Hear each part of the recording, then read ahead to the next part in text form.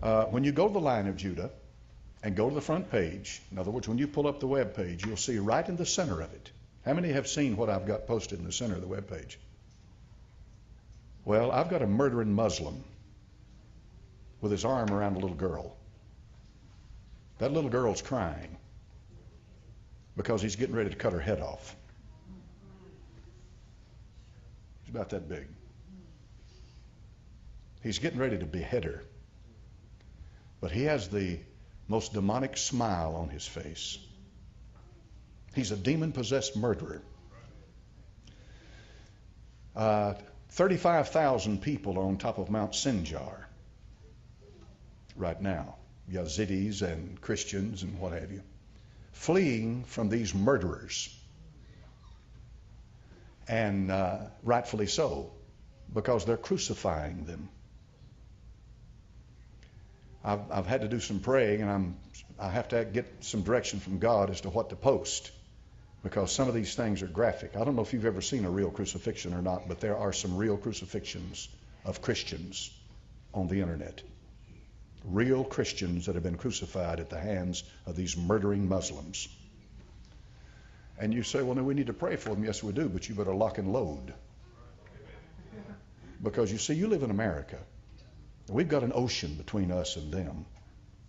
And most people are relatively safe in this country, except those in New York City in September the 11th, 2001. They weren't safe.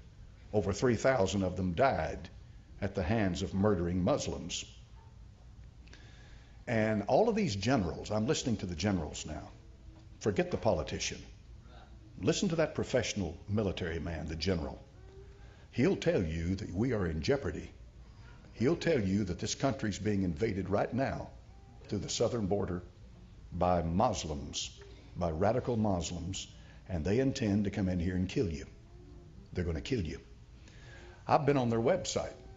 I spent about 25 minutes yesterday listening to one of their preachers, and all of them sitting around. I couldn't understand a thing he said. I couldn't understand a thing that was said, but I could get their spirit, and I watched them.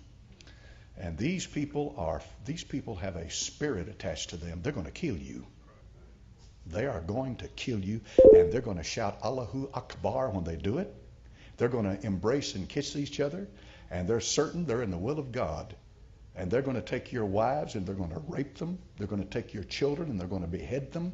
And they're going to take you and nail you on a cross. They're going to crucify you. If they can get to you, that's what they're going to do. Now, what you have to do is consider, well, now, what do I do? Well, what you do is pray. What you do is live a Christian life. What you do is witness for the Lord. What you do is to try to support your government and pray for your government and pray for the people of America. This is my homeland. I was born and raised here. But if it comes down to it, and they start coming after you, kill them. If they come to your house to drag your wife out in the street and your children, kill them. That's what you do. You take care of your family. Now all it takes is a little history. Just a little, not much, but a little history. To go back and think about the gates of Vienna or the Battle of Tours, Charles Martel, and a few other battles that were fought in Europe during the time right after the Crusades, 1500, when the Muslim hordes were literally invading Europe. They were coming in Europe. They weren't going to come in, and they were going to do then exactly what they're doing now. I heard a 3-star general and a lieutenant colonel say yesterday that in their lifetime, they have never seen such barbarity that they're seeing now. They have never witnessed the kind of killing that they're seeing right now. They've never seen anything like that. We're talking about men that have been on the battlefield. They're talking about how barbaric these people are. They are religious fanatics. They'll kill you. Now, when I tell you that tonight, I'm sure you understand you're a law-abiding citizen, aren't you? Certainly you're a law-abiding citizen. We don't live, this is not a Wild West. This is not anarchy. But if these people For example, over there in Syria and over there in Iraq, there's no police over there. There's no police force to stop them. There's no police to stop them. They have a terrorist army that is 10,000 strong, folks. 10,000. A terrorist army. And most Americans are asleep. They're asleep. They're asleep.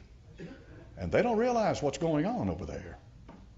And now, finally, the president has sent some military assistance to the Kurds. The Kurds are probably the best hope right now of slowing these people down. And the Kurds are not Muslims. They're a separate unit that for years they've tried to have their own country. But they're trying to slow them down, the Kurds. And the Kurds are helping with these people that are on top of Mount Sinjar. So they're a friend. They're trying to help. But there's no law. The law is a gun barrel. That's the law. And if it ever gets to that point, Christian, if it ever gets to the point, and that's the way it did in Europe, men had to go out on horseback with swords and cut the Muslim down, or he would have come into Europe and overrun Europe and drugged their women into the streets and their children, and they had to stop them. Now, folks, that is a fact of history. And you might not appreciate the fact that a lot of them were Catholics. You know, you get into a lot of stuff like that, but it's still history. That's what happened. The freedoms that we enjoy in America tonight are not cheap. I mean, we've shed some blood for these freedoms, haven't we? And who is it that said the price of freedom is eternal vigilance? It has a price attached to it. You can't go to sleep. You've got to stay awake. And you've got to watch what's happening. And so the president, to his credit, thank God, a little late, but thank God, has sent some military help over there, trying to do something to stop these murderers, because I think even he realizes they'll show no mercy. And it's not going to look good for any president's watch if 40,000 people are butchered on top of a mountain. That's not going to look good on any president's watch. And so, you know, and for whatever the motive, I'm glad that he's doing what he is. I was told a few minutes ago they've sent the Marines in now, and that some special forces and the Rangers and whatever else, you know, they sent them in. Good. Thank God for that. Good for them. These men are well trained, and they know what they're doing. And but all of that still, it comes down to us in this country. They say that they're going to raise the flag of Allah in the White House. They've already told us that. They've already showed you what they'll do. They'll crucify you. They'll take a little girl and put their arm around her and behead her. Now, where are these people going? They're going to hell. They think they've got 70 virgins up there waiting for them. They've got hell, fire, and damnation waiting for them. They're demon-possessed murderers.